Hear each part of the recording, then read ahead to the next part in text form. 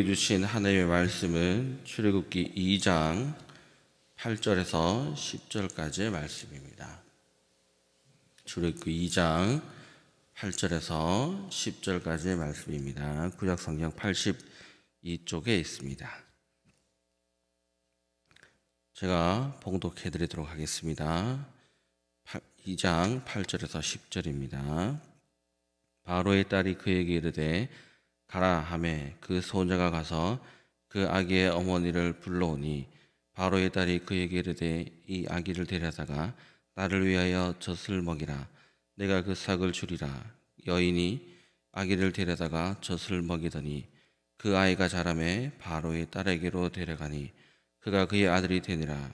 그가 그의 이름을 모세라 하여 이르되 이는 내가 그를 물에서 건져내었음이라 하였더라.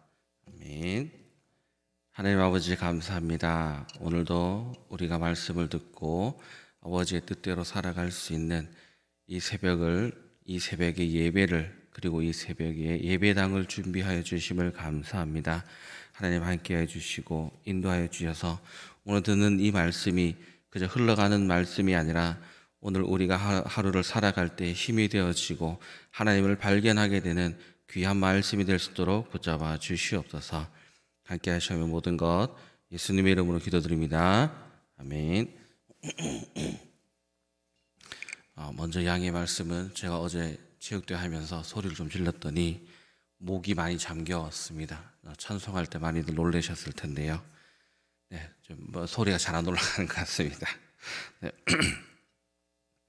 기침이 좀 나오게 됩니다. 제가 숙회기를 갔을 때 가장 많이 들었던 말이 저랑 아마 최복규 강도사가 많이 들었던 말 중에 하나가 목사님 숙회는 거 한 번도 안 해보셨죠? 라고 또 한번 해보셨어요? 이런 어떤 말들을 되게 많이 들었습니다. 이렇게 생각했습니다. 제가 보기보다 좀 도시 사람처럼 생겼는가, 보기보다 나름대로 좀 고생 안 하게 생겼는가 이런 생각을 했습니다. 왜냐하면 저는 경북 의성군 의성읍 사곡면 신리리 600번지에서 태어났습니다. 그리고 이 시흥으로 오기 전까지 경상도를 벗어나 본 적이 없습니다. 그리고 대학 가기 전까지 저는 늘상 가정실습이라는 것을 경험했던 아이입니다. 가정실습 아시죠? 농약 칠 때 농약 치러 갔습니다. 학교 안 가고 농약 치러 이제 가는 거죠. 예전에 있었습니다. 그만큼 제가 저희 집이 직접 농사를 짓진 않았지만 간접적으로 우리 친척들 큰 집 모두 농사 지었기 때문에 일손이 필요할 때는 항상 불려갔습니다. 쑥 당연히 많이 캐봤습니다. 마늘도 심어봤고요. 마늘 캐기도 하고요. 벼농사도 옆에서 열심히 도왔습니다.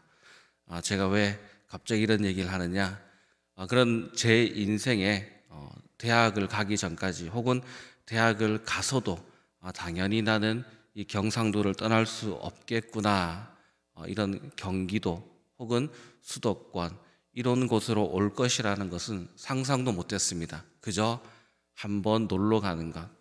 여러분 혹시 시골에서 오신 분들이 있을지 모르겠지만 경북 의성에서 고등학교 때는 서울 한번 갔다 온 게 자랑거리였습니다. 그만큼 쉽지 않은 곳이 바로 이곳입니다. 하지만 저는 여기에 와 있습니다. 이것은 제 능력이 아니라 언제나 뒤돌아볼 때에 하나님의 인도하심을 따라 오다 보니 또 하나님이 준비해 놓으신 이 사랑스러운 교회로 제가 오게 되었다는 것입니다. 오기 전까지는 그 누구도 생각할 수 없고 상상할 수 없었습니다.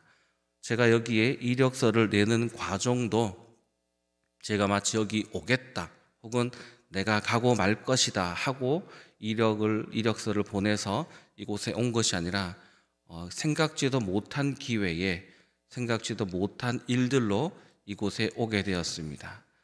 우리는 항상 어딘가로 인도되어지고 인생이 무언가 결정되어질 때 사실 결정되어지는 그 순간까지도 우리는 우리의 인생을 알 수 없습니다. 우리가 힘겨울 때나 혹은 좋을 때나 어떤 고난이 있을 때나 행복이 있을 때 고난이 오면 이것이 빨리 끝나기를 원하고 행복이 오면 이것이 길게 가기를 원할 뿐이지 이것이 언제 어떻게 무엇으로 시작되고 끝맺음될지는 아무도 알 수 없습니다. 그러기에 우리는 불행이 올 때에 하나님을 원망하게 되고 행복이 올 때에 하나님을 잊어버리게 되는 어리석은 인간의 모습을 가지고 있습니다. 제가 얼마 전 출애굽기 1장을 설교할 때에 우리의 앞길을 예비하시는 하나님에 대해서 말씀을 드렸습니다. 그것에 이어져 오늘 2장에는 하나님께서 모세를 준비하고 있는 모습을 보고 있습니다. 이스라엘 백성들은 여전히 고통받고 있고 하나님이 어디 있는가를 원망하며 하나님을 찾고 있지만 하나님께서는 히브리 3파를 준비하셨던 것처럼 모세라는 한 인간을 준비하고 있습니다.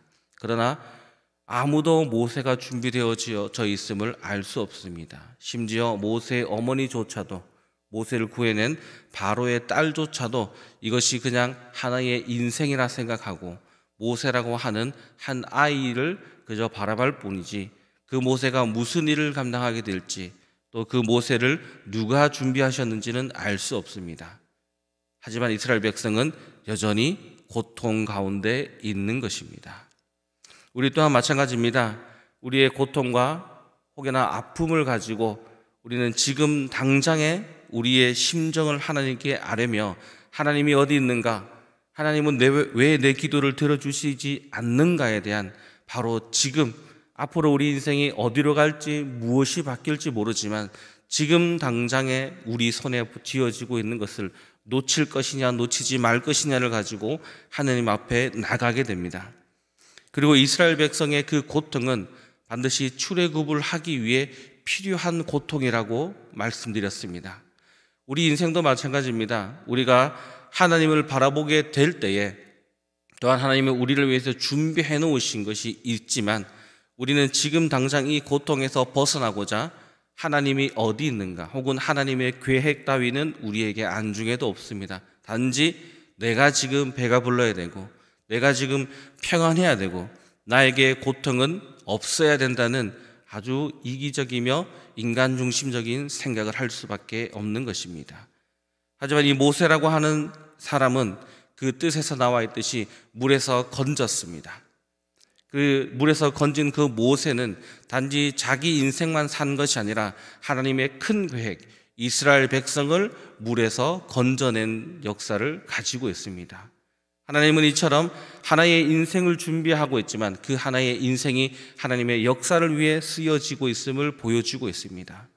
우리가 겪고 있는 이 고통이 지금 나에게만 있는 고통처럼 보이지만 그 고통을 통하여 하나님은 여러분을 통해 누군가를 구원하시고자 준비하고 있는 것입니다.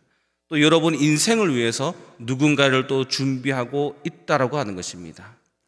바로라는 사람은 이스라엘의 원수였지만 바로의 딸은 정말 아이러니하게도 반전이 일어나 그 원수의 딸이 원수를 살리게 되는 경우를 맞이하게 되는 것입니다.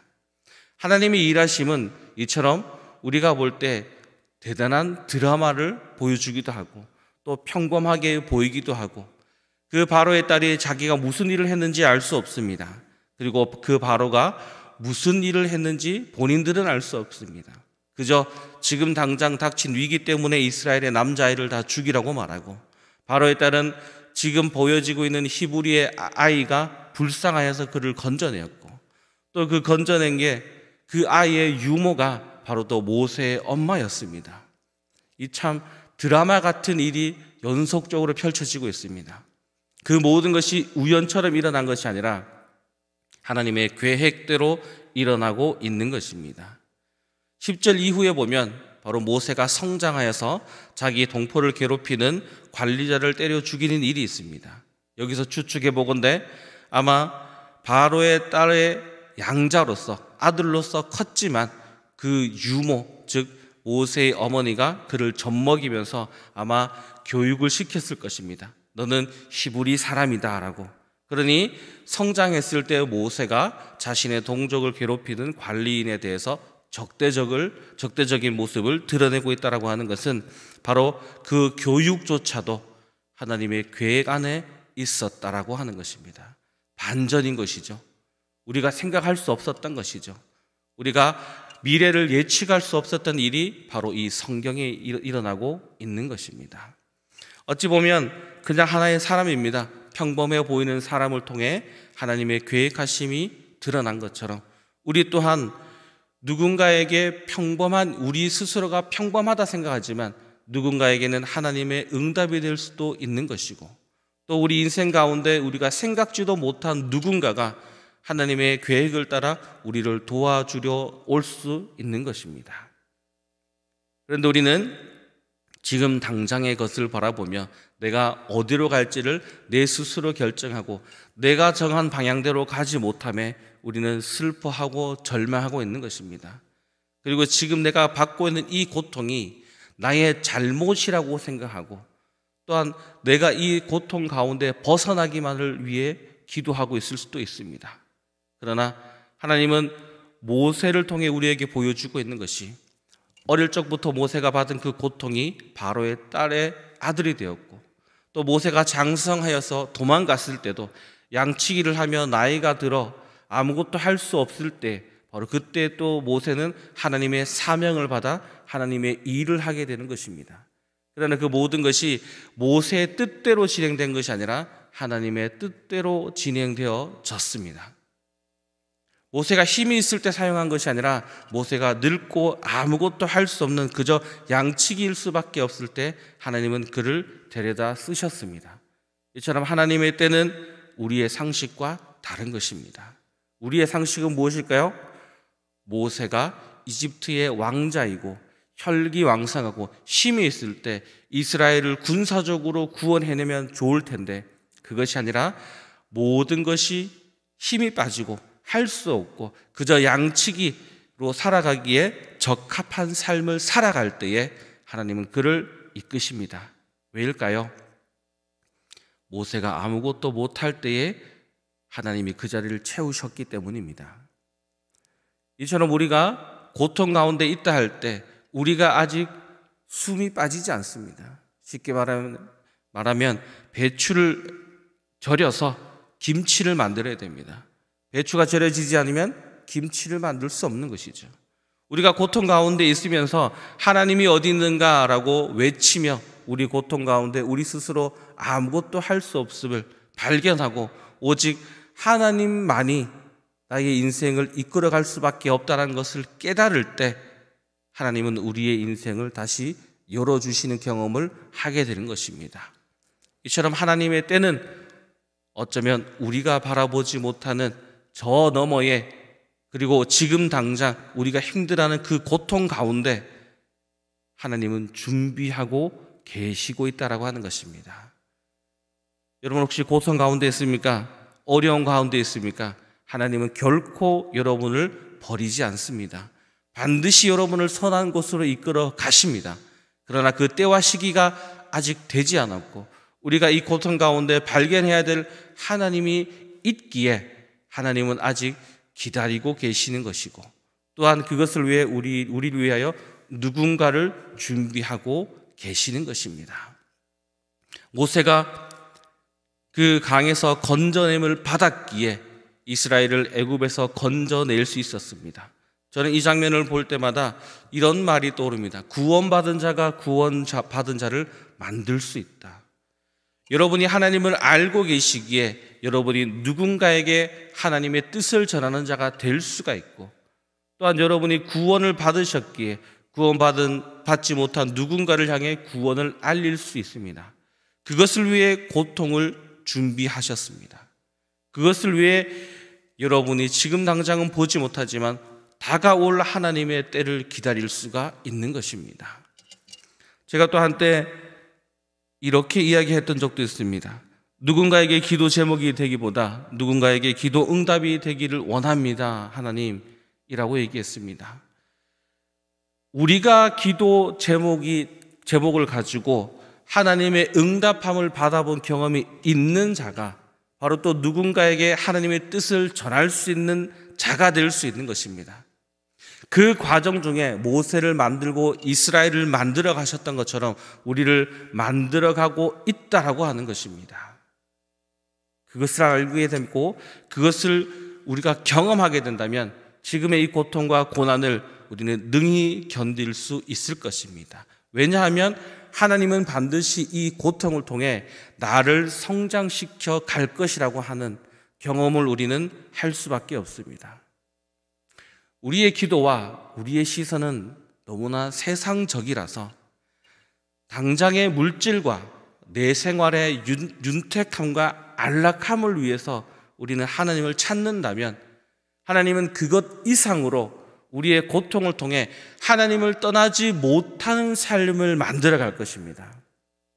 왜냐하면 모세를 건져내신 이유가 이스라엘의 구원에 있다면 바로 우리를 그 고통 가운데 내비두시고 또 기도하게 만들어 주시고 기도 제목을 끊임없이 우리로 하여금 주시는 것은 하나님이 우리의 기도를 들으시는 것을 응답을 통해 우리를 알게 하시고 성장시켜서 하나님을 떠날 수 없도록 만드십니다. 왜냐하면 그런 하나님을 믿는 자의 삶을 통해 누군가 하나님을 바라볼 수 있기를 원하시기 때문입니다.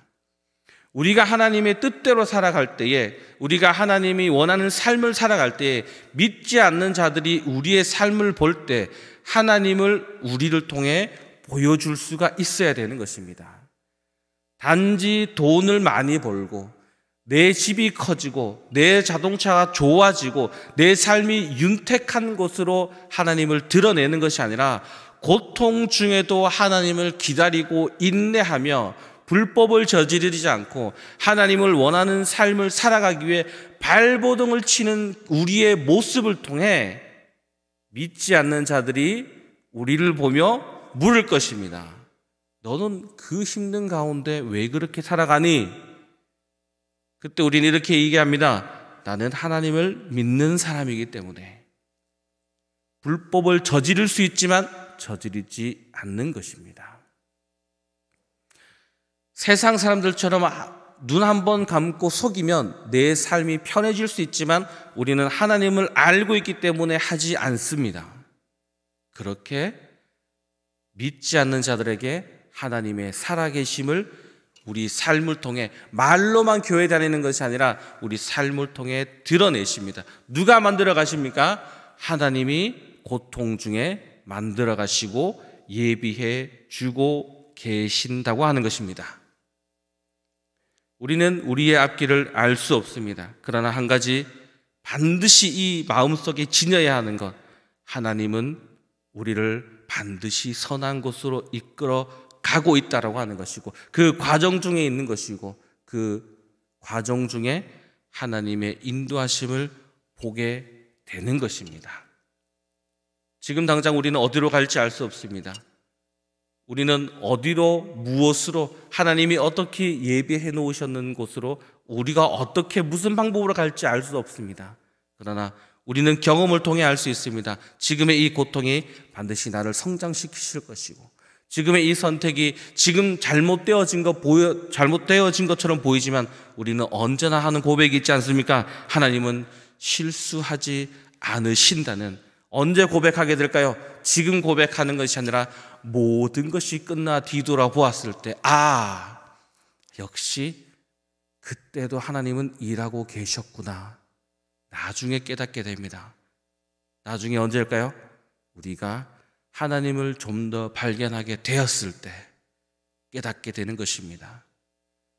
아무리 이런 설교를 듣고 아무리 우리가 마음속에 한다 할지라도 여러분의 고통은 제가 함부로 말할 수 없습니다. 여러분이 겪고 있는 그 아픔과 고통은 제가 함부로 말할 수 없습니다. 그러나 제가 드리고 싶은 말씀은 하나님은 그 고통을 이용하여 그 고통을 사용하여 여러분을 통해 하나님을 드러나게 될 것이고 여러분 또한 하나님의 일하심으로 감사하는 순간이 반드시 오게 될 것입니다. 제가 1장에 얘기했듯이 이 모든 성경이 어디에서 쓰여졌습니까? 모든 출애굽이 끝나고 시내산 밑에서 이스라엘 백성이 애굽을 떠나와서 그제서야 왜 하나님은 우리를 살리시는가에 대한 궁금증이 생길 때 모세가 이 성경을 기록하여 하나님이 여러분을 얼마나 사랑하시는지 하나님이 여러분을 통해 무엇을 원하시는지를 알게 되었습니다. 우리도 마찬가지입니다. 지금 당장 하나님의 뜻은 알 수 없지만 나중에 이 고통에서 탈출하여 우리 인생의 신의 산 밑에 들어갔을 때, 그때에 우리가 힘들었어야만 되는 이유가 여기 있었구나. 그 신의 산에서 성경을 기록하는 모세의 그 글을 읽으며 감동하며 하나님을 찬양하였듯이 우리의 인생이 모든 고통이 끝나고 지금의 고통이 끝나고 하나님의 선하심을 바라볼 때 도리어 우리는 우리의 인생보다 하나님의 인도하심에 찬양하게 될 것입니다. 여러분 모두가 지금 당장의 시선에 보다 우리에게 주실 하나님의 은혜를 위하여 기도하시고 그것을 위해 인내하시고 기다리시는 귀한 성도님들 되시기를 소원합니다.